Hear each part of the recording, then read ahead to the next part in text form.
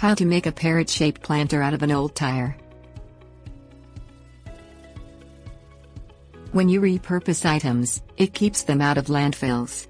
Tires harbor mosquito larvae in addition to being an eyesore and a fire hazard, so finding a new use for them is a definite priority. A few cuts to open the tire up, a twist to turn it inside out, and a little bright paint results in a whimsical yard decoration that will have your neighbors wondering how you did it. Things you'll need: scooter tires or other non-steel belted tires, ruler or yardstick, yellow or white tire paint crayon, saber saw, orbital saw or reciprocating jigsaw, wraparound eye protection, ear protection, heavy leather apron, NIOSH-approved respirator, bench vise, 4-inch right angle grinder, 24 grit grinding wheel, spray paint in jewel tone, tropical colors, box fans, painter's mask. Prepare your tire. Press on a well-worn, non-steel belted radial tire at the shoulder, which is the rounded area on the side of the tire, just below the tread. Use it to make your parrot tire planter only if it presses in at the shoulder with minimum force. Select a different tire if the shoulder area is too firm. Stand your chosen tire on its tread, between your knees, while you are seated. Measure the width from sidewall to sidewall using a ruler. Use the white or yellow tire paint crayon to make a large dot at the midpoint between the right and left sidewalls, on the tread of your tire. This point will be the tip of the parrot's beak. Begin at the dot on the tire and draw a 1-inch line to the right, at a 23-degree angle to the tire. Repeat to make a second 1-inch line from the dot to toward the left, at a 23-degree angle to the tire. This finishes the parrot's beak. Draw a smooth, 4-inch curve from each end of the beak, as if you were going to make an eye shape, but do not bring the opposite ends together to finish it. Leave 1.5 to 2 inches between the ends of the two curves. So far, you have drawn an eye shape with only one closed, pointed end. Begin at the end of the right leg of the open-ended eye shape, and draw a line to the right side wall at a 45-degree angle. Repeat to draw a line from the left leg to the left side wall. You now have your parrot's head shape. You have also made the outline of the parrot's split tail. Draw a line toward you, along the tire shoulder, from the end of the right line that created the parrot's head, 8 to 10 inches long.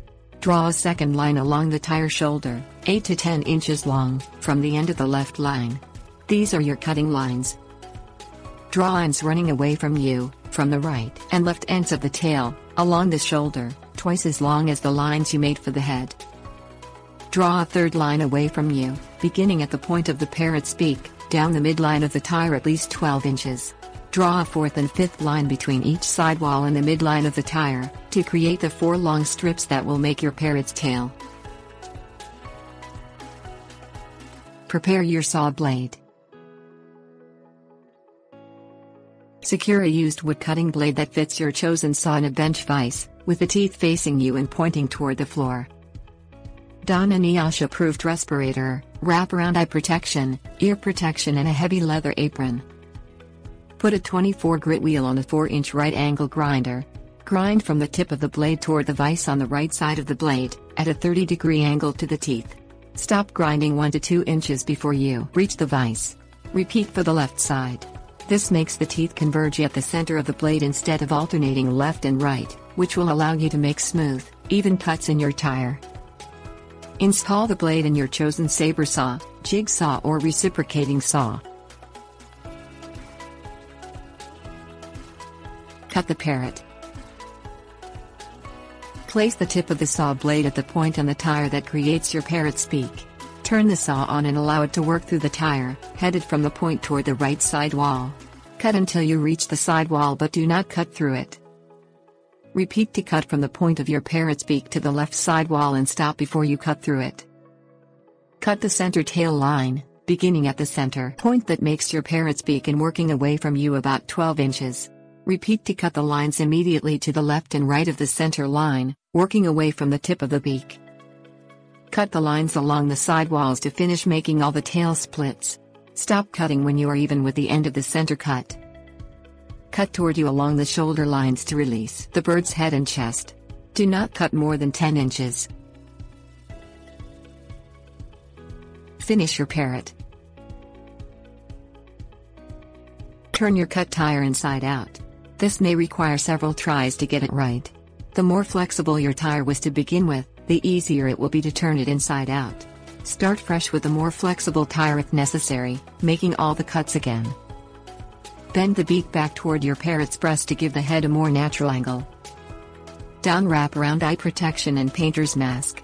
Open all doors and windows. Place a box fan on one side of the room, blowing in and another box fan across from it and a window, blowing out to create cross ventilation.